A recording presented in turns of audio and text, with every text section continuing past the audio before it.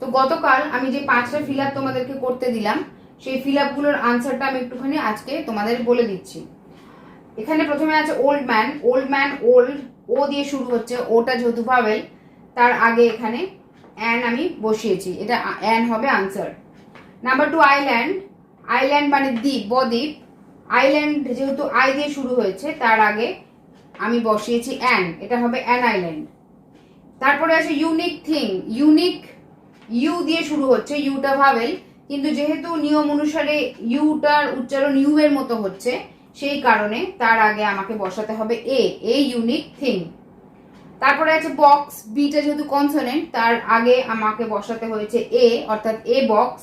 আর chair, C যেহেতু consonant সেই কারণে সি এর আগে বসাতে হবে এ, অর্থাৎ এ চেয়ার। তাহলে এইগুলো ছিল আগের দিনের আনসারগুলো। আশা করি তোমাদের উত্তরগুলো ঠিক হয়েছে। তাহলে এবার আমরা আজকের টপিকে চলে যাচ্ছি। Hello everyone, welcome back to my channel. Basic English শেখানোর যে ক্লাসেস আমি শুরু করেছি আজকে হচ্ছে সেই ক্লাসের ডে 2। ডে 1 অর্থাৎ গতকালের যে ক্লাস ছিল সেই ক্লাসে তোমাদের সাথে আমি আলোচনা করেছিলাম আর্টিকেলস সম্বন্ধে। তো আশা রাখছি যে সেই আর্টিকেলসের আলোচনা তোমাদের ভালো লেগেছে। আর আর্টিকেল সম্বন্ধে যদি তোমাদের কারোর মনে কোনো ডাউট থাকে, কোনো প্রশ্ন থাকে, তাহলে তোমরা অবশ্যই কমেন্ট সেকশনে আমাকে কমেন্ট করে জানাতে পারো। আর আজ আমি নতুন যে টপিকটার উপরে আলোচনা করব সেই টপিকটা হচ্ছে পার্টস অফ স্পিচ। তাহলে আজকে আমরা পার্টস অফ স্পিচ সম্বন্ধে জানবো। প্রথমে আমাদের জানতে হবে যে পার্টস অফ স্পিচ মানে কি।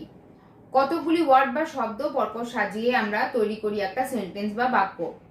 এই সেন্টেন্স বা বাক্যর মধ্যে যে শব্দগুলো থাকে সেই শব্দগুলো কিন্তু বাক্যটারই অংশ।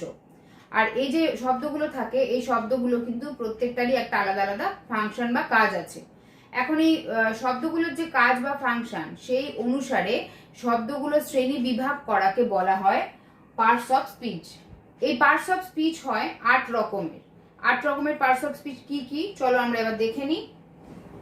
Number 1 noun, number 2 pronoun, Number 3 adjective, number 4 verb, number 5 adverb, number 6 preposition, number 7 conjunction, number 8 interjection.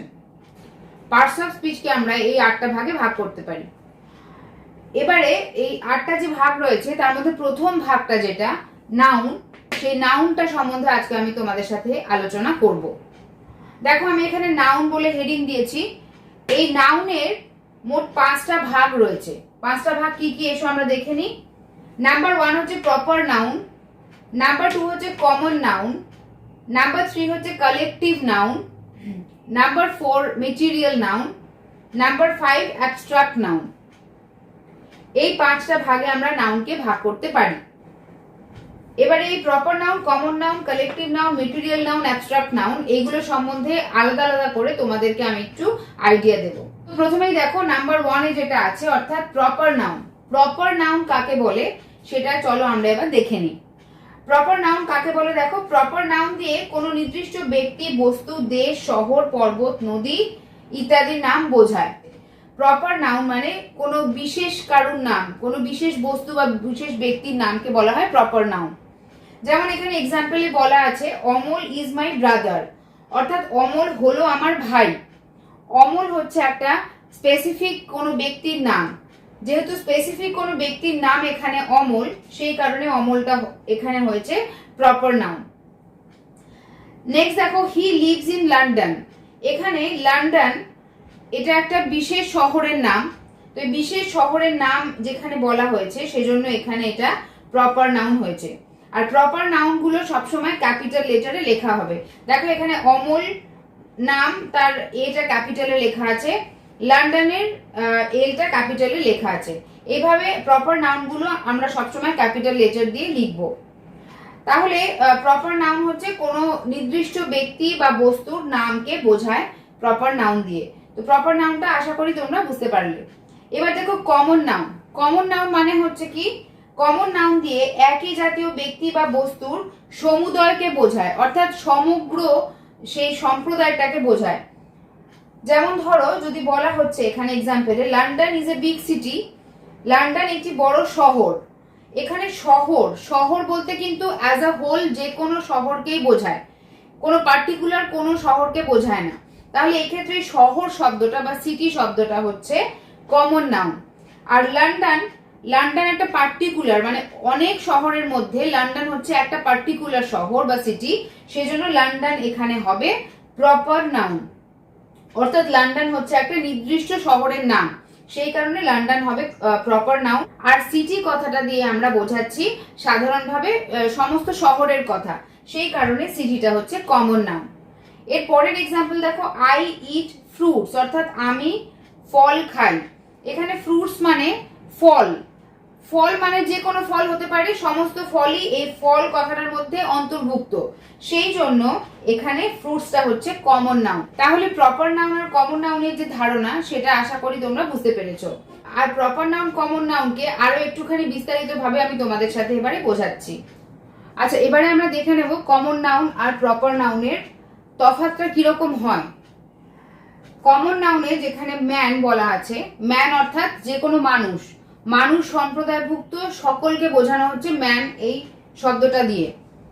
সেখানেই পার্টিকুলার ভাবে যখন কোনো মানুষের নাম বলা হচ্ছে তখন সেটা হয়ে যাচ্ছে প্রপার নাউন। অর্থাৎ নির্দিষ্ট করে যখন নামটা বলা হচ্ছে, যেমন অমল, কমল, রবি, রাজু, এরকম পার্টিকুলার ভাবে যখন কোনো মানুষের নাম বলা হচ্ছে তখন সেটা হয়ে যাচ্ছে প্রপার নাউন।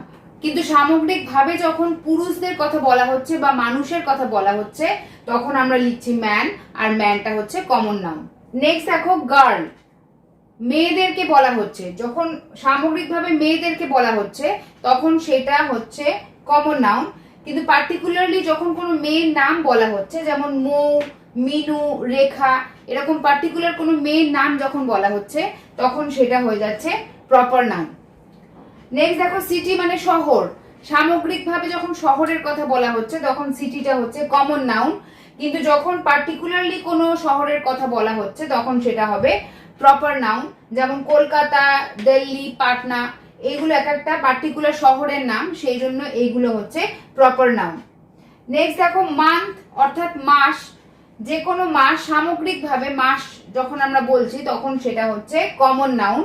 কিন্তু যখন পার্টিকুলার কোনো মান্থ বা মাসের কথা আমরা উল্লেখ করি তখন সেটা হয়ে যায় প্রপার নাউন, যেমন জানুয়ারি, ফেব্রুয়ারি, মার্চ ইত্যাদি।